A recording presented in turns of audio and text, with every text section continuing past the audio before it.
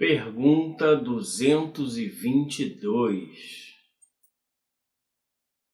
Considerações sobre a pluralidade das existências. Constituindo uma lei da natureza, o Espiritismo há de ter existido desde toda a origem dos tempos, e sempre nos esforçamos por demonstrar que dele se descobrem sinais na antiguidade mais remota. O que Kardec está trazendo aqui? Isto está contido, é um fragmento do vídeo Os Espiritismos, que nós abordamos essas questões das leis naturais. A palingenesia, ou palingênese, que a doutrina espírita chama de pluralidade das existências, ela existe porque é uma lei natural. Então o Espiritismo não inventou a reencarnação, não copiou a reencarnação, porque ninguém copia os ciclos lunares. Não. O ciclo lunar está aí, você pode dar nome, você pode estabelecer períodos, etc. Ninguém copia vento solar. O vento solar é o vento solar. Então a reencarnação é a reencarnação. Ela existe desde tudo sempre porque é uma lei natural. Mas tem algumas questões sobre a pluralidade das existências que nós vamos abordar aqui, sempre com dois lados, o lado espiritualista e o lado agnóstico, ateu, que não leva em conta Deus. Primeira questão aí que alguns levantam é a crença da metempsicose. Diz Kardec: contudo, entre a metempsicose dos antigos e a moderna doutrina da reencarnação há, como se sabe, profunda diferença, assinalada pelo fato de os espíritos rejeitarem. Então, primeira coisa, por que o Espiritismo não adota a doutrina, a ideia da metempsicose? Em primeiro lugar, porque foge à razão. Em segundo lugar, porque o controle universal rejeita, os espíritos rejeitam. Então, e rejeitam de maneira absoluta a transmigração da alma do homem para os animais e reciprocamente. Porque isso fere a lei de progresso, que também é uma lei natural. Estamos citando leis morais. Porque mostra a alma aptidões diversas e independente das ideias que a educação lhe fez adquirir. Então, por que a alma tem aptidões diversas? O lado espiritualista vai dizer, não, isso é um dom que Deus deu. Tá, mas se Deus deu um dom de uma inteligência acima do comum para uns, por que não deu para outros, enquanto outros limitados são na área intelectual, não gozam das mesmas oportunidades no mundo, na vida social? Isso seria injusto. Primeiro que essa ideia de dom, a doutrina espírita rechaça. Porque tudo que é virtude, tudo que é progresso da alma é conquista da própria alma. Então, esse dom que as pessoas usam foge à questão da justiça, porque todos têm as mesmas oportunidades, apenas estão em condições diferentes, em papéis diferentes na sociedade, em corpos diferentes. Então, mas esses, ao seu turno, terão outras oportunidades de desenvolver a sua inteligência, de ter uma boa educação, etc, etc, etc. Por um lado materialista, dirão, é a genética. Tá, é a genética, mas qual gene? Me diz qual é o gene que diferencia um ser mais inteligente de outro menos inteligente. Homo sapiens sapiens, pega lá, qual é o gene que diz que esse aqui é mais inteligente do que aquele? Ah, não tem. Não tem porque é uma resposta genérica. Tão genérica quanto dom. tão genérica como é a vontade de Deus. Isso é uma resposta genérica, lenga-lenga, da mesma forma. Então, se não sabe responder, não responde. É genético. Ah, o que é isso? É genético. Genético é mesmo dizer, é um dom. É mesmo dizer. Não, isso aí é herança. Tá. Herança de quê? Segundo ponto. De onde vem a aptidão extranormal que muitas crianças em tenra idade revelam para que esta ou aquela arte, para esta ou aquela ciência, enquanto outras se conservam inferiores ou medíocres durante toda a vida? É o que nós também já levantamos. Ah, é o dom ou é a genética? O dom é a genética. Nenhum dos dois responde nada. Porque, do ponto de vista espiritualista, se Deus tivesse estabelecido a unicidade das existências e com um dom super, né, uma capacidade supranormal, além na genialidade, beirando a genialidade, além da genialidade, enquanto outros medíocres a vida toda. Medíocre aqui no sentido de média, está na linha média, alguns até abaixo da linha média. Se Deus existe, desse ponto de vista da unicidade da existência, Deus não seria justo. Do ponto de vista materialista, né, vai dizer que é genética, né, a resposta geral também lenga-lenga. De onde vem em uns as ideias inatas ou intuitivas que noutros não existem? Por que uns já têm de cara a aptidão para matemática, para música, etc., enquanto outros não têm? Também foge à justiça de Deus se não foi dado a todos a mesma oportunidade. E a lenga-lenga da genética permanece, porque não tem outra resposta. Né? Não tem outra resposta. De onde vem que em certas crianças o instinto precoce que revela os vícios ou para as virtudes, o sentimento inato de dignidade ou de baixeza, constratando com o meio em que elas nasceram? Isso também é importante. Por que algumas crianças, a despeito da má educação, triunfam em sendo um ser altamente moralizado, desenvolvido, enquanto outras crianças sucumbem a um lar de harmonia, de pais exemplares, e aquela criança não segue, pelo menos nem busca seguir o exemplo dos pais? Mas não é a influência do meio? Não é a influência da educação? O meio exerce uma influência, nós sabemos. A educação exerce uma influência, nós sabemos. Mas existe um ser moral, imortal, que tem a liberdade de seguir ou não, ou de dar asa aos seus próprios desejos, seus próprios instintos.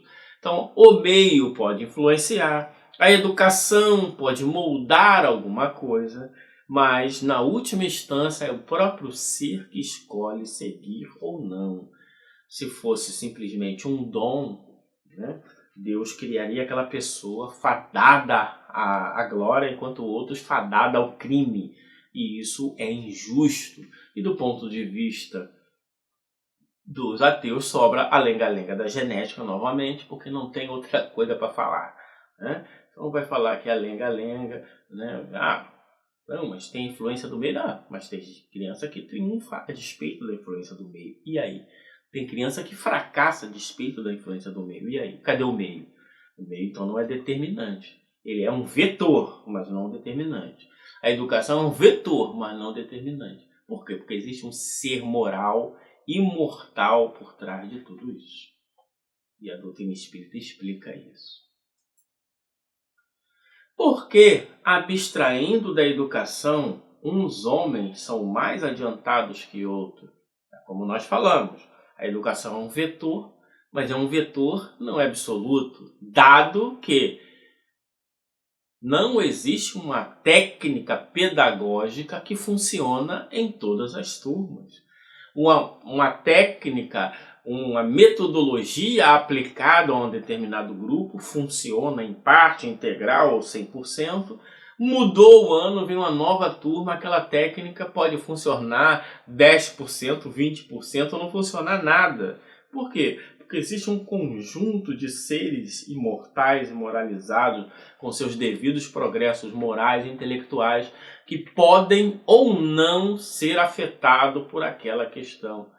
Então, não é uma técnica, e sim, eu tenho que conhecer todas as técnicas para ver qual se adapta melhor àquela circunstância, àquele grupo, oferecer-lhes a boa educação, isto é, a mais adequada possível, e esperar que aquele ser imortal, dentro do seu desejo, do seu momento, da sua vontade, possa dar aso a os efeitos desta educação, boa ou má. E nós sabemos que pode ser boa ou má, e mesmo assim o ser triunfa, como gênios da história da humanidade que tinham pais analfabetos, rurais, que trabalhavam rusticamente, não tiveram acesso à educação, e aquela criança é um gênio. De onde vem isso? Não é que o gênio foi dado, o gênio foi conquistado pelo aquele ser. Porque há selvagens e homens civilizados, se tomardes de um meio o menino hotentote recém-nascido e os educadores de nossos melhores liceus, farias dele algum dia um Laplace ou um Newton? Então aqui a questão do selvagem tem a ver, aí sim, com o meio, a palavra selvagem, né? Hoje em dia a gente não usa essa palavra, são os indígenas, os aborígenes, os povos originários, melhor ainda, né? Eles estão em um meio e tem um vetor do meio, tem um vetor da educação. Mas alguns podem se tornar até um Newton ou um Laplace, outros não. Assim como crianças nascidas numa cidade, numa sociedade, entre aspas, avançada, algumas podem se tornar um Laplace, um Newton e outras não. Porque também Laplace e Newton estão muito acima da média. Então, não é da hora que surgem Laplaces e Newtons. Ok? Porque o Laplace e o Newton progrediram até aquele nível. Vimos de apreciar a alma com relação ao seu passado ou ao seu presente. Se a considerarmos tendo em vista o seu futuro, esbarraremos nas mesmas dificuldades. É aquilo que nós estamos falando, né? Sem o conhecimento da lei do progresso e da lei de justiça, mas que mérito fica tratar destas questões. Assim como, por exemplo, a questão que os ateus adoram, amam de paixão. Deus não existe porque existe criança na África comendo capim, enquanto tem criança comendo filé mignon com folha de ouro. Sim, mas aquele ser, ele está em um processo educativo em que, ao seu turno, estará também numa sociedade tendo as oportunidades com os vetores do meio da educação sendo-lhe favorável. E aquelas vicissitudes da vida corporal lhes serão, vamos dizer assim, motivos de progresso.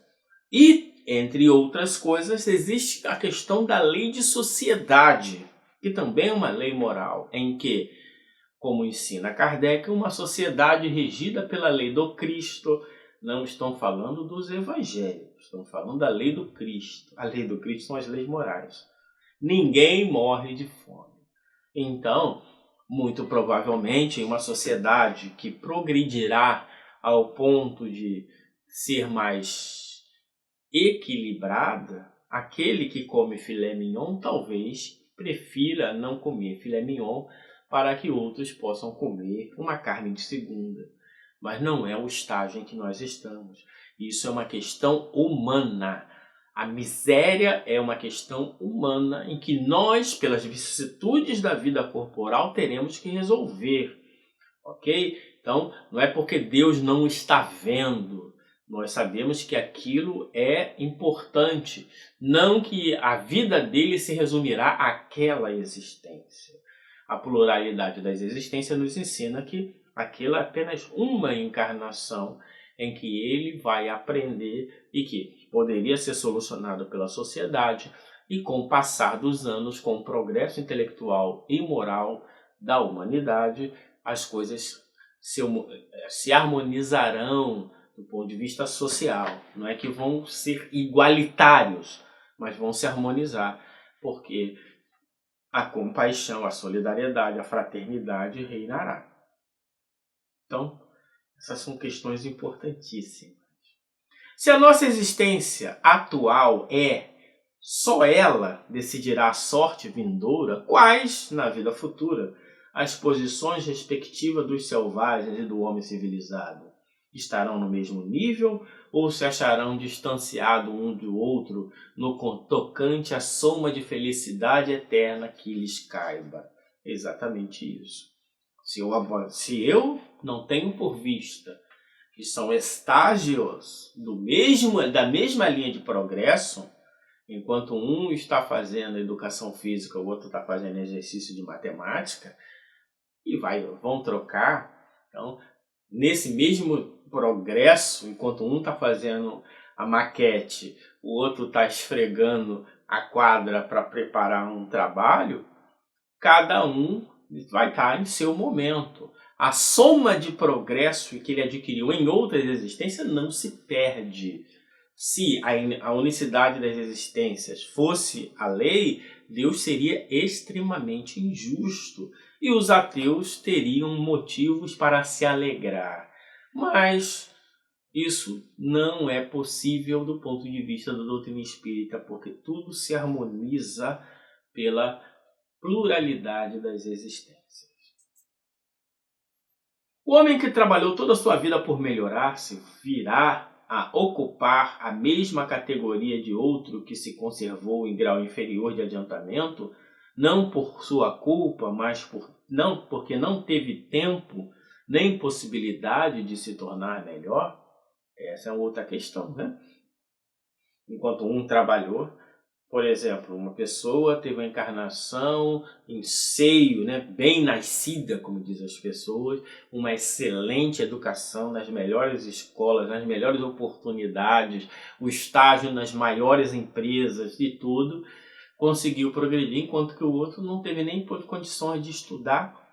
E, ao desencarnar, o que nós teremos?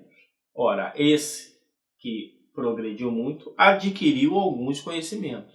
Aquele que teve numa situação social diferente, ele teve outras somas de conhecimento, porque o progresso intelectual ele é fruto do trabalho, e o trabalho é toda ocupação útil, e o progresso intelectual engendra o progresso moral. Então, naturalmente, todos vão progredir em conhecimentos diferentes, mas todos progredirão. E, naturalmente, esses papéis mudarão como nós mudamos em várias existências.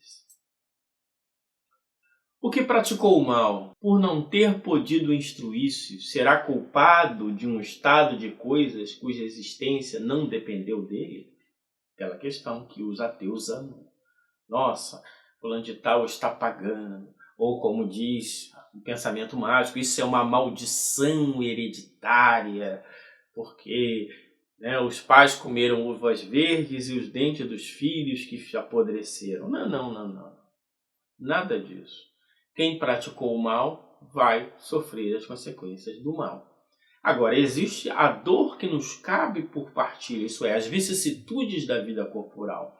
Em uma sociedade pouco avançada, todos os que estão encarnados sofrerão as consequências do pouco adiantamento dessa sociedade. Uns intelectualmente e moralmente mais avançados e outros não, mas todos estarão. Assim como Jesus tinha um corpo como o de todo mundo, tinha que fazer suas necessidades fisiológicas como todo mundo, assim como sofria as intempéries do tempo como todo mundo. A diferença era que ele era portador de um espírito no grau máximo evoluído. Então, por isso, a sua relação com essas questões era diferente, mas as condições iniciais, do ponto de vista da lei de sociedade, é a mesma para todos. Essas são algumas reflexões. Não vamos pegar todas, senão o vídeo fica muito longo.